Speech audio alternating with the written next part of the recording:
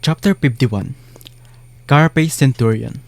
Monsters were clever, but not human. Instincts could be exploited. They set the plan, while changing star ready for battle. Sunny stripped shards from the falling scavenger. One by one, Nephis crushed them to her chest. Essence flowed faster, deadlier, sharper. For a sleeper, 8 awakened shards equal 16 dormant. Ready? She asked. He glanced at his unbothered shadow and sighed. As ready as I'll ever be. A nod to Cassie. No speeches left, only timing and trust. On the ridge, wind tore the dark. The silver veil glinted.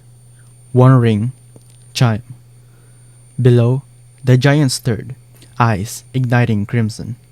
Sunny leapt, rolled, pain clipped short by purpose. Sunny behind the ridge, shattered. The Carapace Centurion tore through rock like paper and charged. Sights gleaming.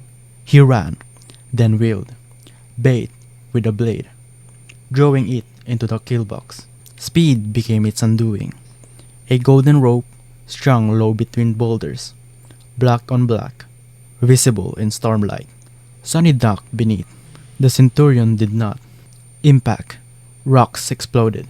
The beast face planted into the stone. From a corpse pile, Sunny's echo erupted. Pincers clamping limbs. Sight spinned for a heartbeat. 1 second, enough for Nephis to arrive, as a silver blur and drive her sword into a flexible gap. The hilt kissed Kaiden. Perfect hit. With no scream, no collapse, no blood. The monster heaven flung the echo aside, stood tall. Sights flashes at Nephis. The echo caught one, stalling death. She dropped the sword, dove beneath its body. Sunny slashed from a rear quarter. Azure blade tore into a leg. Blue blood spattered. But the limb held. The Centurion spun, impossibly fast, and struck. Shadow-hardened armor stout the pierce, not the force. Ribs cracked. He flew, spun, and crashed. Silence roared. Blood bubbled in his throat. The shadow tried to hold him together as crimson eyes closed in. He couldn't move. He couldn't breathe. The world narrowed to 2 burning lights and a storm. Chapter 52 Clarity. Paralyzed and drowning in fog, he remembered the only mantra worth keeping. Repetition, experience, and clarity. Fear was not surrender, not for him. He rebuilt himself around the truth, and the battlefield came into focus. Body broken, memories locked, shadow busy keeping him alive. Only the echo remained, and it would have to be enough. The Centurion stalked closer, sights rising. Nephis' sword still lodged in its back, whipping blue blood. Ugly bastard, he thought, and didn't blink. The echo hit like a suicide vow, pincers and kiting against sights and plated rage. An arm severed. It fought on regardless. The Centurion overpowered it and hurled it away, and lightning answered the storm. A bolt slammed down, drawn to the sword in the monster's back. White fire lanced through armor. Patterns burned. Steam screamed. The Centurion fell twitching, but not dead. Nephis arrived, seized her blade, twisted, armor split. The monster flung her aside, minus an arm, howling. The echo surged again, one last charge. Its pincer plunged into the wound Nephis opened. Twist, tear, and lift. Both crashed in ruin. The Centurion went still. You have slain an awakened monster. Carapace Centurion. Memory received. Starlight Legion armor. Your shadow grows stronger. He lay choking in his own blood. I won, and darkness took him as a gentle hands found his face. Chapter 53 Immortal Flame. He woke to Nephis, pale, soaked, resigned. Her palms pressed to his broken chest. Light erupted beneath her skin. As it poured into him, she screamed. He felt only quiet and the sound of her heart restarting. Bones knit, flesh mended, breath returned. The light died, and Nephis collapsed, emptied by the flames she carried. The storm passed, leaving night in the sleep of the nearly dead. Morning, scavenging ended with a shadow across the island. A raven titan with a corpse-white linen body and 6 taloned forelimbs descended. It devoured the Centurion, gathered corpses, and vanishing west. "What was that?" he whispered. "Don't know," Nephis said. Quiet fell. Something fundamental had changed in him. Master thought, cleaner edges. Fear the claw. Mastery didn't feel loud. It felt obvious. I sat at the cliff, and then Sunny spoke. "You saved my life. Twice," he said. "I did? It's your flaw, isn't it?" "Yes." "What does it feel like?" "Like burning alive?" "I'm sorry. It's just pain." And the wind moved her silver hair like an ordinary thing. Chapter 54. Spoils of War. Silence stretched. In the soul sea, the echo floated cocooned in the light, armor knitting. Pincers gone for now. He checked the tally. Shadow fragments, 28,000. 4 more. Credit to the echo's finishing strike. The Centurion's soul shards split as promised. 1 to Nephis, 1 to Cassie. Fair, if not comforting. He studied the new runes with a soft breath. Memory. Starlight Legion armor. Memory rank. Awakened. Memory type. Armor. Memory description. Born in the all-consuming darkness, 7 valiant heroes made an oath to return light to the cursed land. I bet Teacher Julius would have smiled. He turned. "I've got a present." "A present?" "Armor. Give me your hand." Contact, focus, transfer, sparks bridging soul seas. The memory was hers. She summoned it. Black undersuit, then white plates cascading into place. Greaves, vambraces, pauldrons, a breastplate etched with 7 stars. A helm with a white plum. She dismissed the helm and moved with the sword. Elegant, lethal, much better, she said, smiling. Real. Finally, a cohort that looked the part. A seer cloaked in sea waves, knight in starlight, and one squire-ish shadow with a very sharp knife. Not just saper, but saner. The next battle would come. They would meet it, dressed for the part. Chapter 55. Lucky People. Back at the camp, Nephis approached Cassie. "Hey Cass, guess what? You finally received an armor type memory? I found something decent to wear," they said at once. They stared. Cassie laughed. The sound of your footsteps changed. White plates, purpose, presence. The 3 armored figures looked like a real awakened team. Cassie, princess in sea waves. Nephis, a noble knight. Sunny, generously a squire. Realistically, a page, possibly a prisoner. He smirked inwardly. All the better for surprises.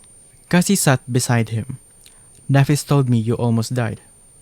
"Yeah, not my first. I'm sorry for being so useless."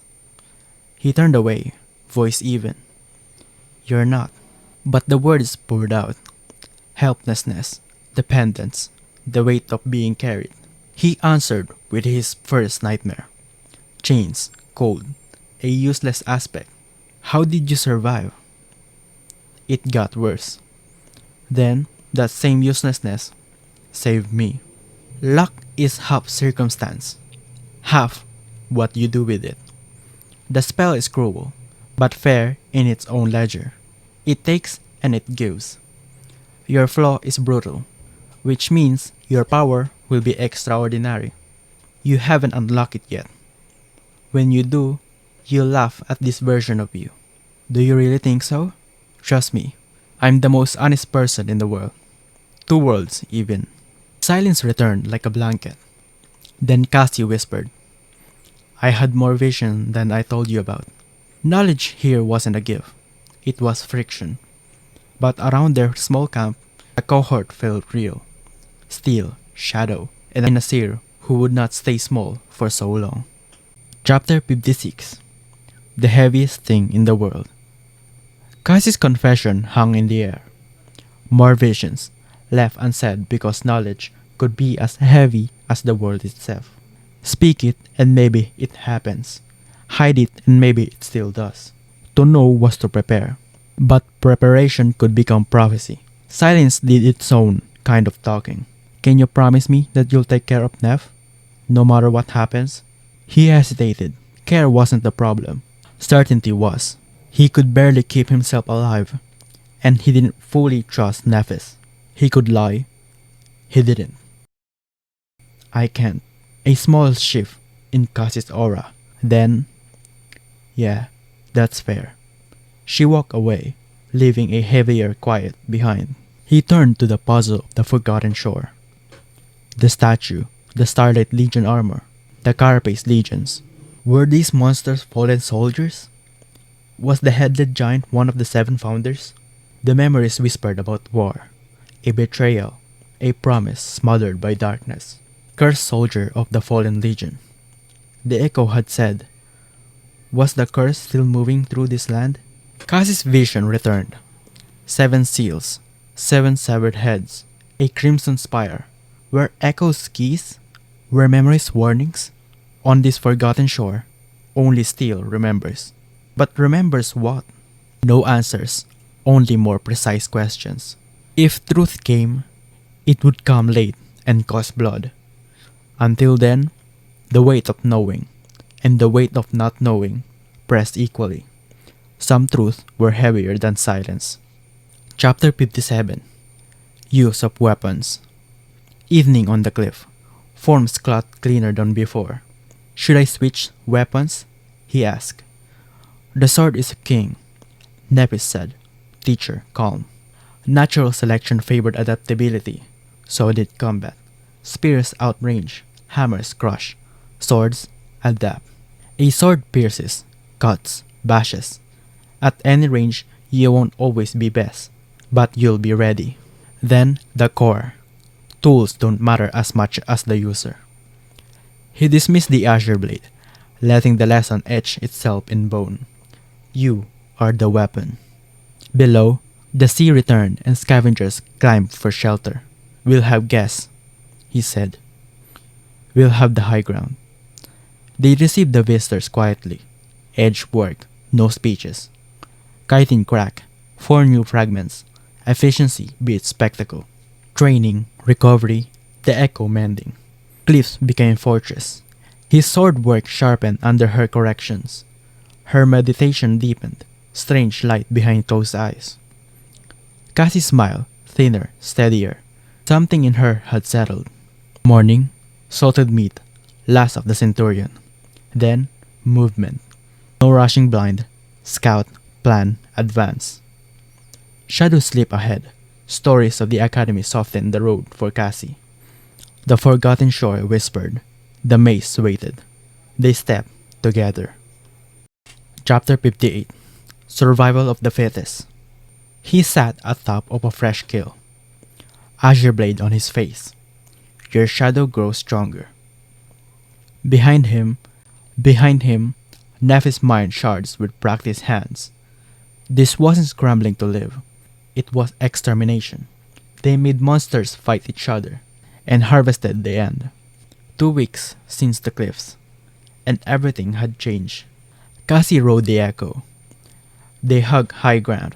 Storms were clockwork. They stopped fleeing scavengers. They hunted them.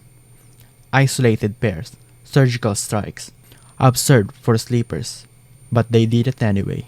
Nephis in Starlight Legion armor moved like a war of goddess. Each shard honed speed and edge. He evolved differently, shadowed carried, teacher forged, battlefield polish. No mistakes ever. The dream realm graded in funerals. Without words, they move as one.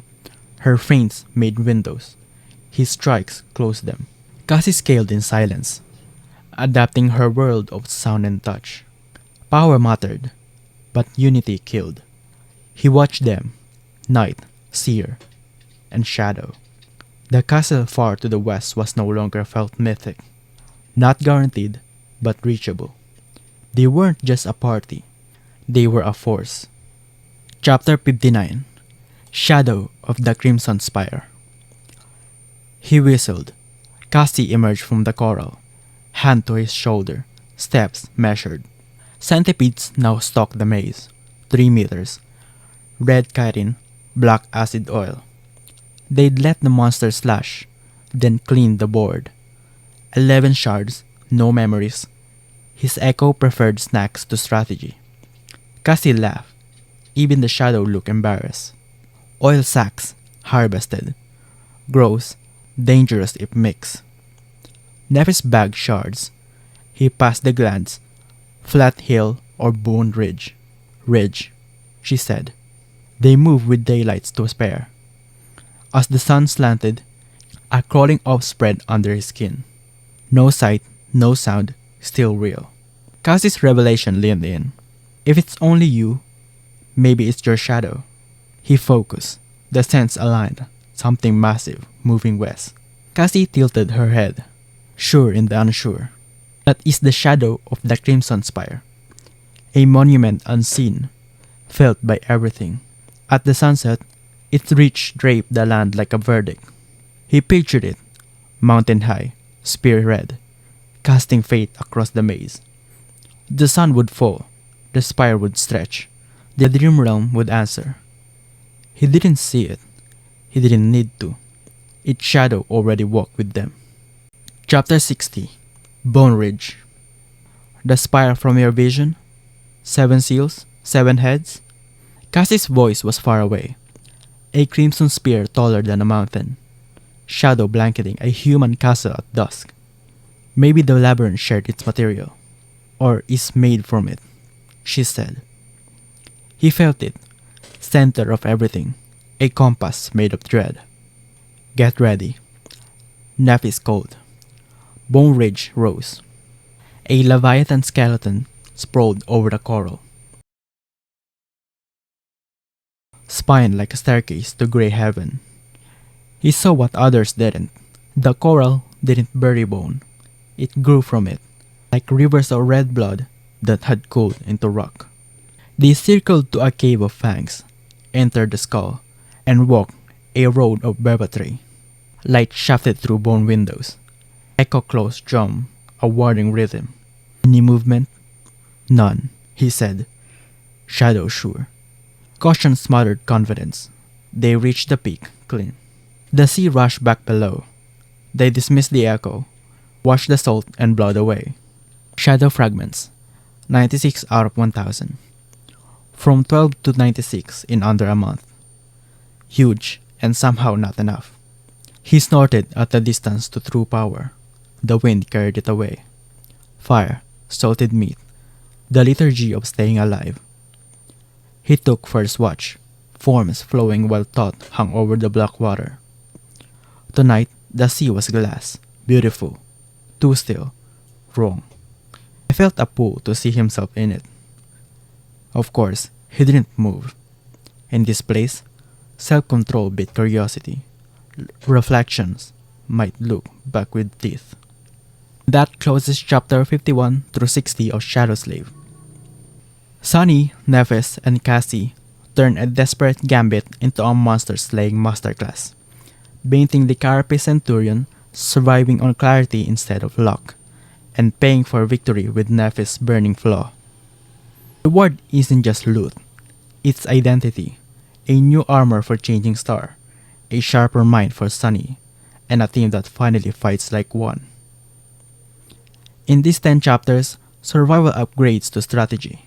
Training mantras become battlefield code. The environment joins the cast. Lightning crowns a sword. Storm forces timeline. And the Crimson Spire throws a shadow that feels like a character all its own. Cassie carries prophecy like weight. Sunny learns he is the weapon. And Nephis reframes pain as the cause of doing business. If you enjoyed this video of Shadow Slave chapter 51 to 60, don't forget to like the video, drop your thoughts in the comments, and subscribe, turning the notification bell.